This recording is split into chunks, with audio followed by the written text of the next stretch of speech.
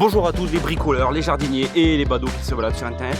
Aujourd'hui il fait beau, on prend l'air parce que je vais vous parler de la fabrication de ce faux puits qui en fait est un récupérateur d'eau bien malin de par sa position centrale au potager et surtout qui ne consomme pas une goutte d'électricité.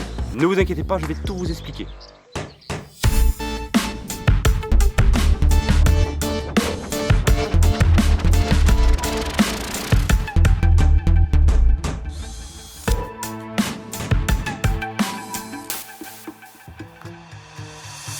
Bon, pour comprendre comment ça peut fonctionner sans électricité, il faut déjà bien comprendre le principe des vases communicants.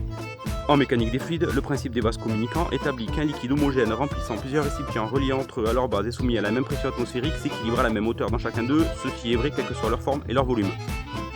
On va faire plus simple, je vous explique avec un petit schéma. Première étape, ça va être d'installer des récupérateurs d'eau assez volumineux, genre de 1000 litres, qui sont attenants à votre maison ou à votre garage. Ensuite, on positionne à la même hauteur mais distant un autre récupérateur d'eau. On les relie par un réseau souterrain de tuyaux qui doit savoir rester discret. Après, il ne reste plus qu'à ouvrir les vannes et la pression de l'eau va naturellement remplir le récupérateur distant jusqu'à trouver un point d'équilibre. C'est le même principe qui fait fonctionner les écluses et les châteaux d'eau. Il n'y a rien de vraiment ingénieux là-dedans, mais le principal avantage, c'est que ça permet d'avoir l'eau à proximité sans avoir la nécessité d'utiliser une pompe électrique et tous les inconvénients qui vont avec.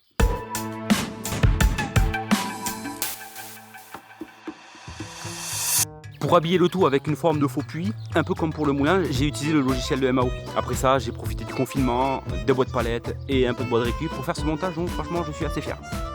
Après, si les plans de principe vous intéressent, je les laisserai défiler à la fin de la vidéo. J'ai poussé le délire jusqu'à récupérer des tuiles qui me restaient de la maison.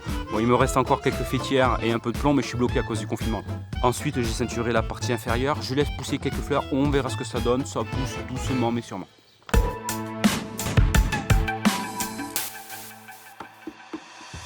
Bon, déjà pour le raccordement, moi j'ai opté pour du tuyau de diamètre 25, c'est suffisant mais c'est peut-être un peu juste, donc si vous pouvez, n'hésitez pas à mettre plus gros pour booster le système. On va pas se mentir, ça met un peu de temps à se recharger quand même. Ensuite, prenez le temps de bien vérifier les niveaux entre les récupérateurs d'eau. C'est parfois difficile à évaluer, surtout quand ils sont très éloignés. En cas d'écart, vous inquiétez pas, vous pouvez toujours compenser, soit en creusant, soit en surélevant avec des palettes.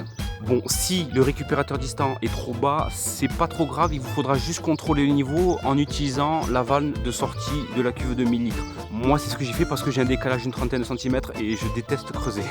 Enfin, avant de penser à l'habillage, contrôlez bien les pertes ou les fuites, c'est très important si vous voulez pas voir tout redémonter derrière. Voilà, merci encore pour le visionnage, j'espère que cette vidéo vous a plu.